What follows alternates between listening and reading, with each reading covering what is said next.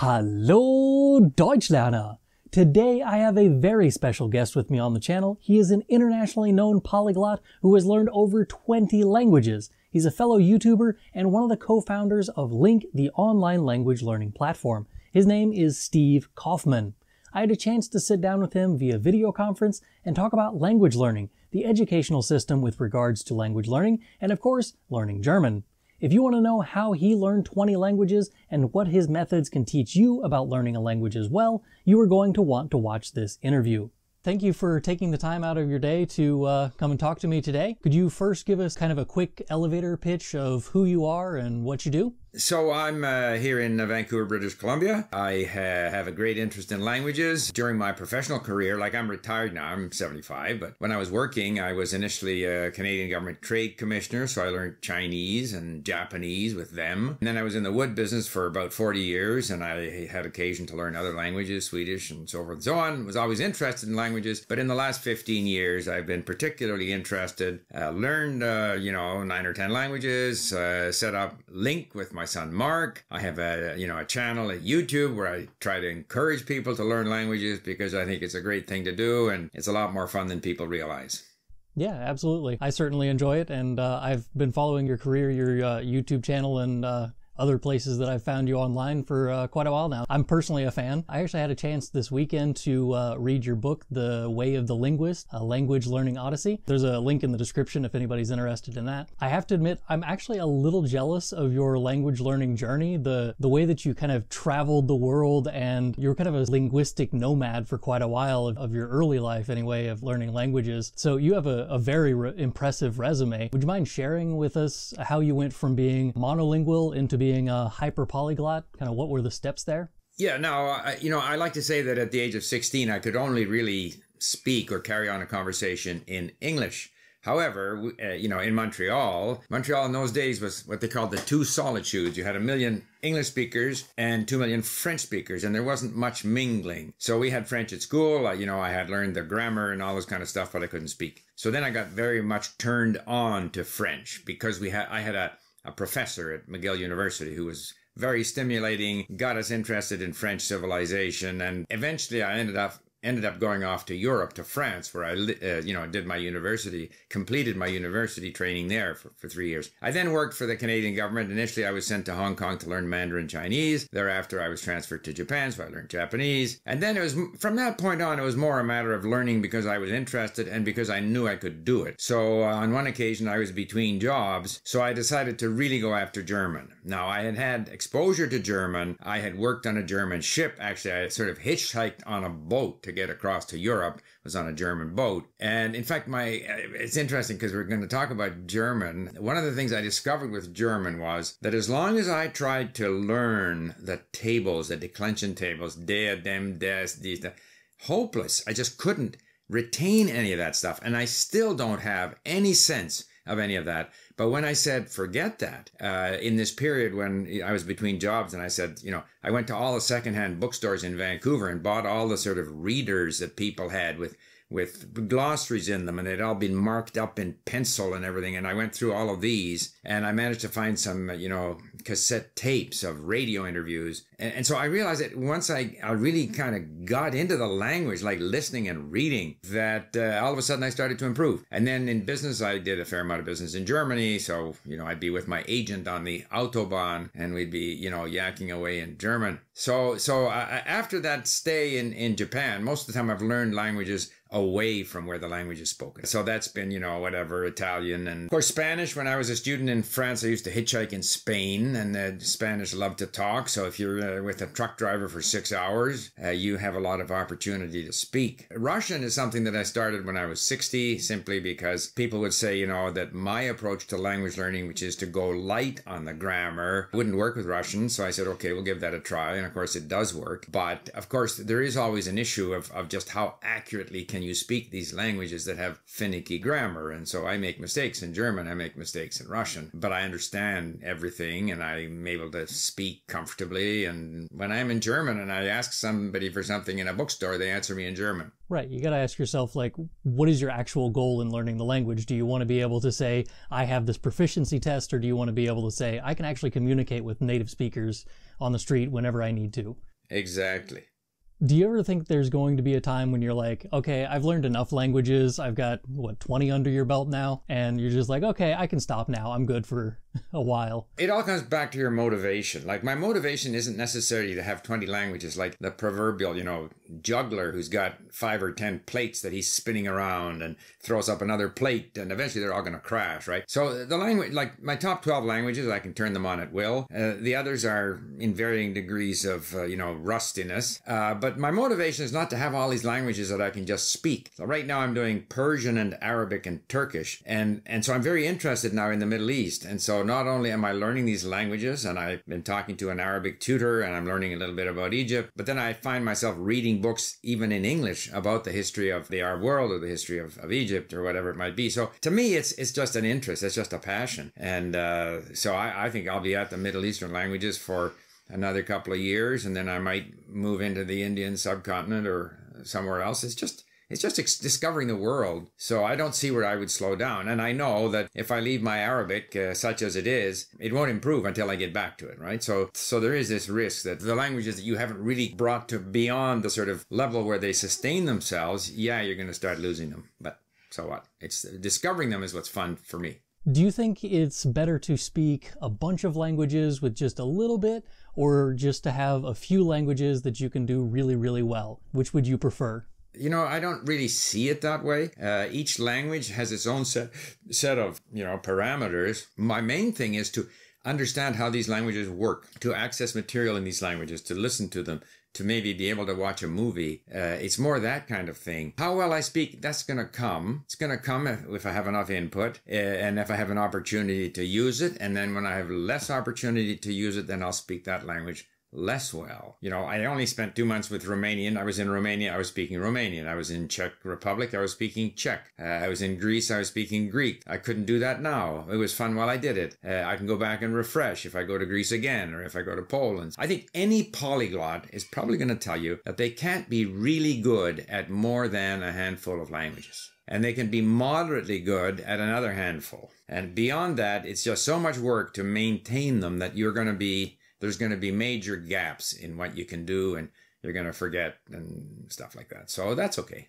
I have enough trouble trying to keep German and English straight in my head, and then I tried to learn Spanish in college, and the languages didn't stick in my head the same way. And we'll get to classroom teaching here in a little bit, but yeah, it's definitely a little difficult to juggle them all at once. Which language would you say was the most difficult for you to learn, and why? Well, in a way, the biggest difficulty is lack of compelling and interesting content that's interesting and yet, accessible to you. So I think people who are learning English have an easy time of it because there's so much content available on the internet that you can import, like in the case of using Link, you can import it into Link. There's lots of it. Arabic, more difficult. Korean, more difficult. The sort of intrinsic difficulty of the language doesn't bother me. I enjoy doing them. Obviously, learning Chinese characters is tremendously time consuming. I read my Arabic script, but it's so, foreign to me that it's very difficult to do. Whereas, let's say Turkish, even though possibly the language is more different and or it's equally difficult. But it's written in the Latin alphabet, so it's easier. But when I get on to Turkish, like right now I'm on Arabic, I'm just motivated and happy, and I do whatever I do, and I achieve whatever I achieve. I don't really spend a lot of time thinking about what's easier, but obviously where there's a lot of common vocabulary, like Romanian, with my knowledge of Italian, Romanian was easy. There's no question that it's easy. Whereas when you get into Greek, there's not so many common, vocabulary items, and the further away you get from languages, that in terms of vocabulary, the harder it gets. Would you say you have a favorite language, one that you kind of just go back to just because it's fun to speak? Obviously, I studied in France for 3 years. I really do enjoy French. So I'll say that, and then I'll be watching an Italian movie, and I'll say, boy, I love Italian. Every language has its charm, so I can't say that I have a favorite language, really. You did a video back in 2012, it's been a little while, that was explaining kind of why you learn German, how you learn German, and that kind of thing. But could you give us a quick refresher here? First of all, I should say that I heard German in my home. I didn't speak it, but my parents were born in what was then the Austro-Hungarian Empire, and which then became Czechoslovakia. And they were part of a Jewish community in this small town in Moravia, and their the language they spoke the best was German, but they spoke both German and Czech. So I would hear both German and Czech at home. And I was born in Sweden because my parents got out before the war. And they came over to Canada in 1951, and my parents said, we're in Canada now, this is your country, we're only going to speak English. And we only ever spoke English at home. But I would hear German. So I had a bit of a sense of German. When I went to Europe, I went down to the port of Montreal, and in those days it was possible to sort of hitchhike across to Europe by offering your services as a sailor and see if you could work your way across to Europe. And I found a boat, and it turned out it was a German boat. So for 10 days, maybe 12 days, I was on this boat, and I had to somehow communicate with the German speakers there. So, and then I'd be in my little cabin after eating this disgusting meal they made with all potatoes and heavy, greasy gravy and sausage and stuff. And then I would sit there and try to ace my that was hopeless. But so that was one situation. I was also in Vienna, and I worked on construction there for a couple of weeks and had some exposure to German, and that was it. But then, as I say, between jobs for a month, I said, I got enough of a sense of German. I really want to learn this language. And I had a month with nothing to do between jobs. So I was spending every day just listening and reading. And I got somewhere in my German. And then when I started my own business, exporting wood to Europe and to Japan, and so we had customers in Germany, and we had an agent, and it's a bit like my travels in Spain. We would be driving around the German countryside, staying in these little inns, and we'd get stuck in traffic on the Autobahn, and so I did a lot of speaking, and of course speaking with the customers, and I'd go there, over say 2-3 years, a couple of times a year. So that really helped me with my German. I always feel you have to read a book in any language, and so I took it upon myself. I'm going to read a book in German, as I've done with Spanish. Like, once you actually take a book and read it from cover to cover, that's kind of like a milestone. Part of the motivation for Link, actually, is that I had books here in German and Spanish full of underlined words that I had the intention of sometime or other looking up in a dictionary. And whenever I looked them up in the dictionary, I would very quickly forget the meaning. And so that was discouraging, and so I stopped doing it. And so that's kind of the idea for Link, is somehow if you look something up, you should be able to retain the fact that you looked it up and be quickly able to, access that word again in some fashion. And with the advent of, online dictionaries and MP3 files, all of that became much easier. So what does a typical language learning day look like for you? How much time do you spend on it? What exactly do you do during that time?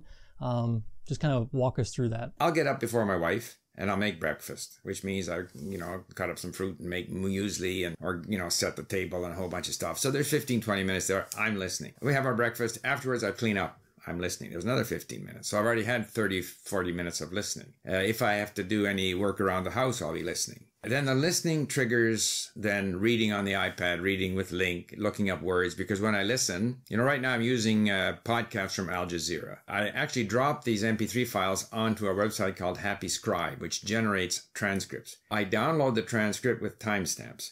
What that does is, because in Link we have a thing called Sentence View, where you can go through the lesson, maybe a 25-minute podcast, in chunks of text, more or less corresponding to sentences. The audio for that is captured. Sometime in the day, I'll want to sit down and read the transcript on Link, and I'll look up the words that I don't know. And in doing that, I will also come across the words that I have previously looked up, because on the Link system, the new words are blue, words that you previously met are yellow. If I have, say, 3 or 4 lines of text, I will turn on the Google Translate. I will listen to the audio for that and read it in English. Then I go in and go through the text in Arabic, looking up the words that I need, read it, and then I might listen to it again, reading in English. And it's surprisingly effective, because you know some of the words, but you're not picking up on them when you're listening. But when you actually see it in English, and then you are connecting the words, and then when you read through it in Arabic, it reinforces it. So I tend to do that. But that's where I am now in Arabic. When I started, I stuck to the mini stories. We have these mini stories with a lot of repetition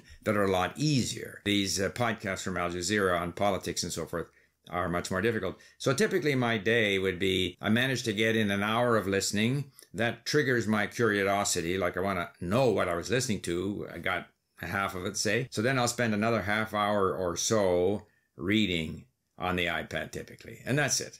And maybe, and again, because I have my 90-day challenge on Arabic, 2-3 times a week, I've had tutoring sessions with an Arabic tutor from Cairo. And that's basically it. Where do you find tutors for any of the languages? Do you have a particular place you go for that? If we have tutors available on Link, then I'll use our tutors. But I have to admit that italki has such a tremendous range of tutors, and they offer different prices.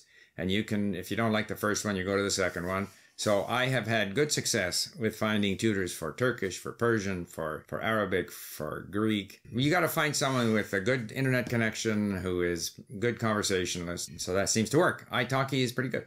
When you're with your tutor, are you just having a conversation? Is there a particular topic that you pick out, or what's your structure?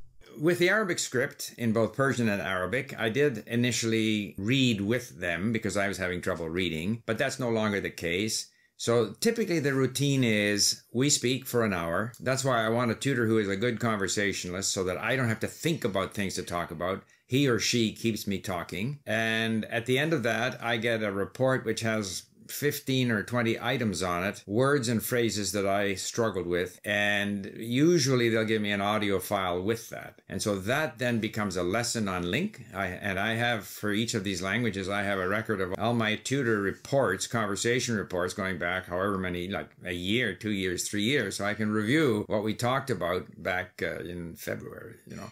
So that's the routine. Occasionally the tutor will volunteer some bits of grammar, or I'll ask a question of grammar, but that's relatively rare. Mostly we just speak. I did notice in your book it says, you cannot learn to communicate if you rely on classroom where the focus is to try and pass a test. Only a genuine desire to communicate with another culture will ensure language learning success. I'm a high school teacher. That's what I do when I'm not YouTubing. So I've heard over and over again from students either in the hallways or my own classes, you know, I took this many years of whatever language and I can't even carry on a conversation. So I guess my question is this a failure of the American school system, a failure of the teacher, or a failure of the student, or does there even need to be blame assessed somewhere? First of all, it's nothing unique to the American system. In Canada, vast majority of English-speaking kids who take French at school can't speak French. On the other hand, kids in Europe learn to speak, best of all in Sweden, because they're inundated with English language television. So with or without the teacher, they're learning the language because they're exposed to it all the time. If kids in North America, if your students had German television all the time, they'd be speaking. Besides which, if the state beside yours spoke German and you were English speaking, a lot more students would be motivated to learn German. The difficulty is, whether it be, you know, an American kid in Illinois where you are, or a Canadian kid here in Vancouver learning French, they have no real opportunity to use it. And so that to me is a fundamental problem. In Europe, you travel 100 or 200 kilometers and you've got several different languages. So how do you overcome that? Like, for one thing, I think the emphasis in schools, the emphasis on speaking is misplaced. The kids aren't going to have much opportunity to speak. Once you have the emphasis on speaking, you then have the emphasis on speaking correctly. So now you set the kid up to fail because you're going to get it wrong. The good kids will get it right, but a lot of the kids will get it wrong on any given test. You know, the good students will get 9 out of 10 and the weaker students will get 4 out of 10, which is no fun, really. I think somehow the emphasis should be more on comprehension, exposing them. If it's German, find things that they find interesting in German. It could be German rock music. It could be anything, movies, cartoons, it doesn't matter. And try to help them achieve a level of comprehension and vocabulary. That's why I think Link is a good tool for that, because you're gathering words. You got the word count, you know, a lot of people find that motivating. How many words do I know? And so the emphasis is entirely on being able to understand, because if people understand well, once they have an opportunity to speak, and if they are motivated to speak, they will speak, in my opinion. They will stumble at first. They'll be intimidated at first. But if they have to, they'll eventually get it out. Whereas if the emphasis is always on these grammar rules and producing stuff for tests, and the kids aren't getting a lot of exposure, like the brain isn't being, you know, inundated with the language, then it's going to be very difficult for them. So I think that the method of instruction in North America generally, and I don't know much about the situation in the States, but if I look at English language instruction in schools in Canada, the thing is kind of cart before the horse. Too much emphasis on producing the language, on producing it correctly, on passing tests, and not enough emphasis on enjoying the language and achieving a level of comprehension. So I guess my question would then be, from a teacher perspective, how do I give this student some sort of grade based on this? Does the test just have a text that they have to translate? That's my issue, is I don't know what to do with it once I have it. Well, that's the first problem right there, is that you need to grade them. You know, I often quote the statistic in New Brunswick, which is the only officially bilingual province in Canada. It's 30% French speaking. And in the English language school system, they get French from grade 1. 30 minutes a day. And they did a survey of people graduating from grade 12. And the percentage of students who could maintain an intermediate, who had what they call intermediate oral proficiency in French, was 0.66%. All of those kids, they were graded year after year after year, and they still couldn't produce the language. So you have to ask yourself, what is the purpose of grading? If I were running it and I didn't have to report to my principal and the school administrators and the parents and whatever other demands there are, I would judge it purely on the activity level of the student. Here, my students, I want you guys to be active. I want you to listen, to read, to speak, to write.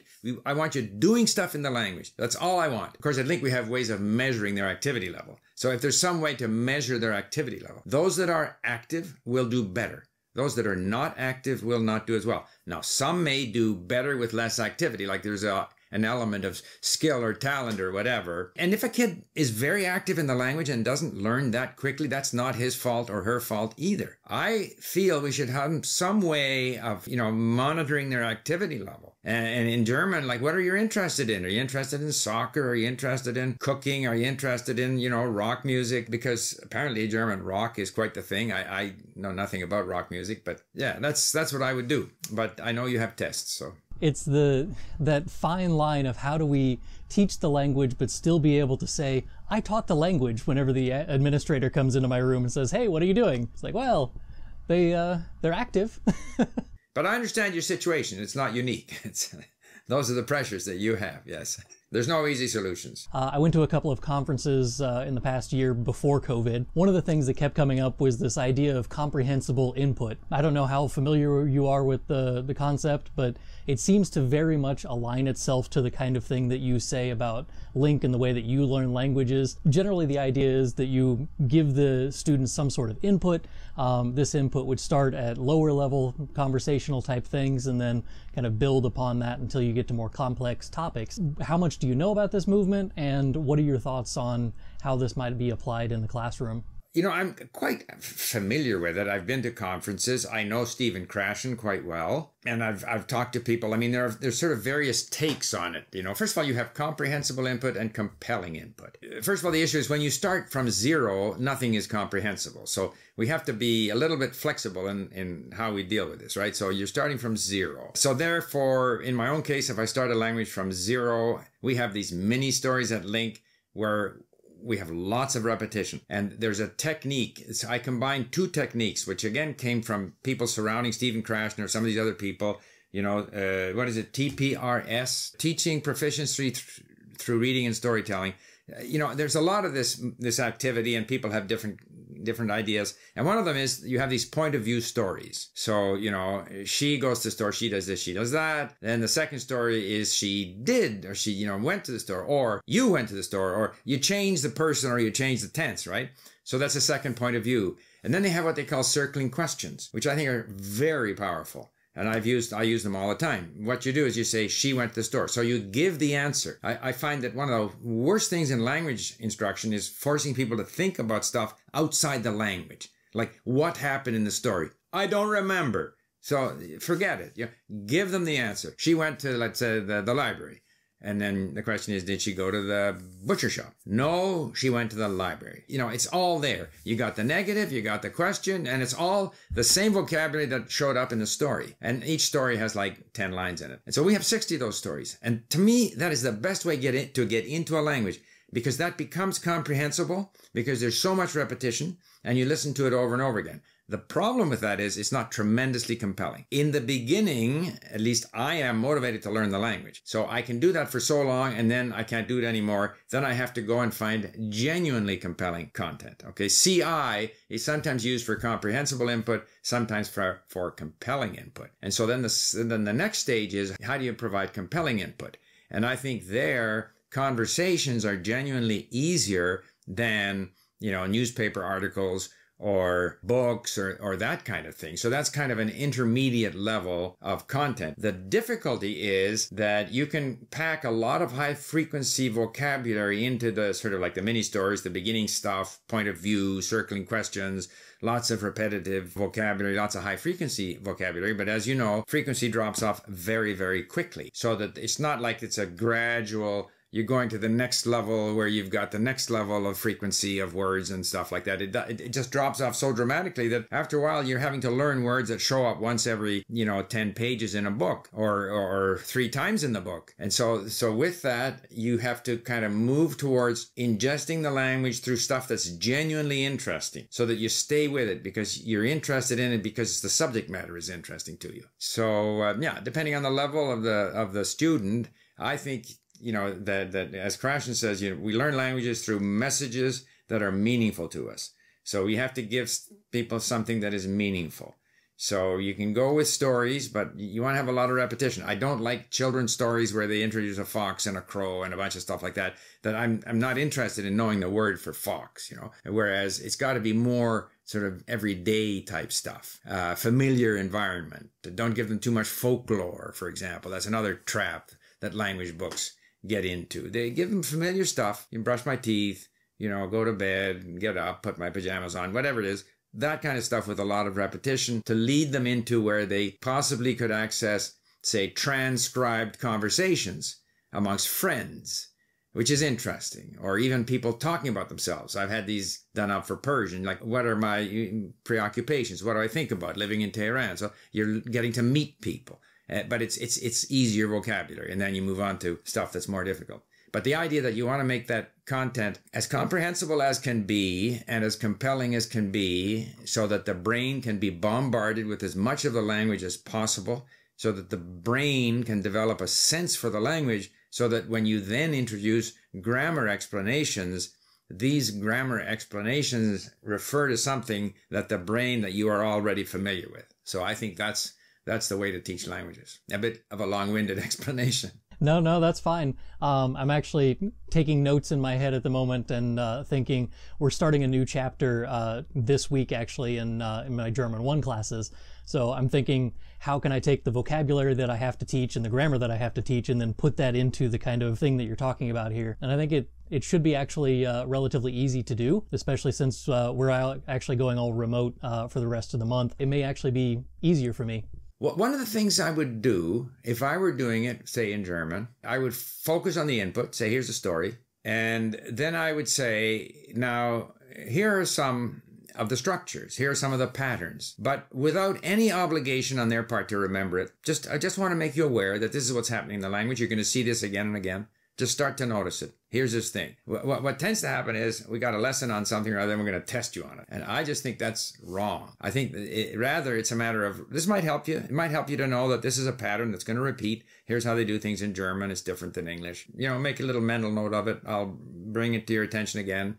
The main thing is, focus on the content, focus on the words, try to understand what's going on. I got a little bit of flexibility now with the way that we have to do things with the remote learning, so I can kind of tweak the curriculum a little bit more than I could in previous years. So I may experiment in the next chapter, and I'll send you an email and let you know how it goes. What age group are you teaching? 9th grade through 12th grade, but mostly it's 9th and 10th graders. And they're beginners? Yeah, so this is the first time they've been introduced to German. Most of my students have learned German is in August when we started. I've seen in several of your other interviews and a Reddit thread that you've only taken the 1 or 2 proficiency exams in all of the language learning that you've done. And this is mostly just because, the reason that you learn languages is not to pass a test or anything. But my question would be, what if you are one of those people who you need a certain proficiency test in order to study in that country or immigrate to that country? What would you do in order to get to that level and to pass the actual test? The only proficiency test I have taken was for Mandarin Chinese because the government was paying for my study. They wanted to make sure I learned something. I'm familiar to some extent with TOEIC and TOEFL, which are tests of English proficiency. My approach would not be any different. I would focus entirely on massive input. I firmly believe that if you give the brain enough input, the brain is going to start creating patterns. The brain is a pattern producing machine. So you have to have a lot of input. Once you have enough input, then the grammar explanations make sense. You're able to remember the grammar explanations. The grammar explanations start referring to things that you're already familiar with. In TOEIC and TOEFL, they have comprehension questions. So obviously, if you listen to a lot of, say, German or English in the case of TOEFL, it's going to be easier for you to answer questions about what you just heard, because you're so good at listening. Similarly with reading, I would also make sure that I can read fast, because in all of those tests, you don't want to be stuck with a third of the test yet to do. So I think it's so important to read fast on those tests. Of course, people want to, and I want to, look at the rules of grammar. I find it very difficult to remember the rules of grammar. But I think reading the rules of grammar helps us notice certain things that we've kind of already seen, we've already experienced. So I would also spend a little bit of time with grammar, but mostly I want to get to where I can understand audiobooks in German. I can read difficult stuff in German. I have a broad vocabulary. I instinctively know what's correct and what's not correct because I've been exposed to so much of it. But of course, I would also read up on the rules of grammar there'll be things that I miss, that it'll point things out that I hadn't noticed, or it'll confirm certain things. But that would be my emphasis. And I would get a hold of a couple of copies of the test, as everyone does, and just see what's on the test so that there are no surprises. If you could give one tip to language learners, what's it going to be? Try to find ways to enjoy the process. Everything else will fall into line, because then you're gonna listen to stuff, you're gonna read stuff. If you're the kind of person who likes reading, grammar books, go for it. But find ways to enjoy the process, because if you enjoy the process, you'll be absorbing it, and you'll also spend the time necessary, and you'll be motivated. So I think finding ways to enjoy it is tremendously important. If you were to give specific instructions to German learners, is there anything you can tweak to go to that? The only thing I would say is that people can be put off by the somewhat convoluted nature of German sentences and the fact that the verb comes at the end and the verbs are sometimes separated, and it can be frustrating to try and remember the correct declension endings and stuff like that. In my experience, whatever seems difficult in a language, whatever seems impossible in the language, eventually becomes natural. And, and I've dealt with that in Arabic and Persian and, Russian and stuff. So at first it seems I'll never, it's just too difficult, but you just have to stay the course, and eventually it starts to become natural. Doesn't mean that you'll be perfect, but it means that a lot of these things that seem unnecessarily complicated and why do they bother doing it that way? And eventually it just becomes natural. That's just the way it is. When you have absorbed enough of the language, it just becomes natural to you. Your brain has now put the pieces together, has figured out little patterns that deal with the German language. So don't get too hung up about what's strange or difficult initially. Just continue. What would you say is the most entertaining or fun thing about learning German? Every language has its own way of expressing things, and I enjoy the way the Germans express themselves. What I would think the most positive thing about Germany is how friendly the people are when you're over there. A lot of them speak English, but I found that they're quite happy to humor me in German.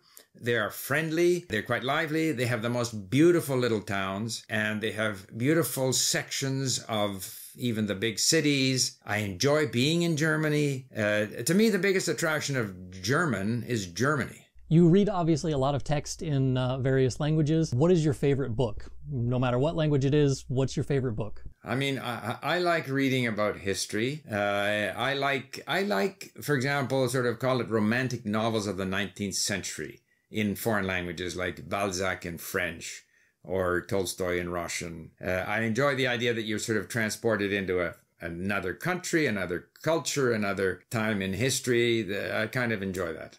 Same question. Do you have any favorite books in German specifically? Well, I often quote Manfred Spitzer. Manfred Spitzer is a German neuroscientist. He writes about the brain and how the brain learns. And it's very, very interesting. And I read it in German. Some of the parts might have been a little bit foggy to me, but he's a very interesting thinker. If you're going to go with something lower level, what would you recommend? I tend to read nonfiction. So I have books. Most of the German books I have here are books of history. And there's some wonderful books that have the corresponding audiobook. History of Germany, history of, Bismarck, Prussia, any number of these books. That's what I enjoy. I enjoy nonfiction. Not only in German, but in Swedish, in other languages, Ukrainian, Polish. I always like to go into history books, nonfiction. So I have this book that I purchased after I graduated from the university. Die Deutschen. I might have that at home. Yeah.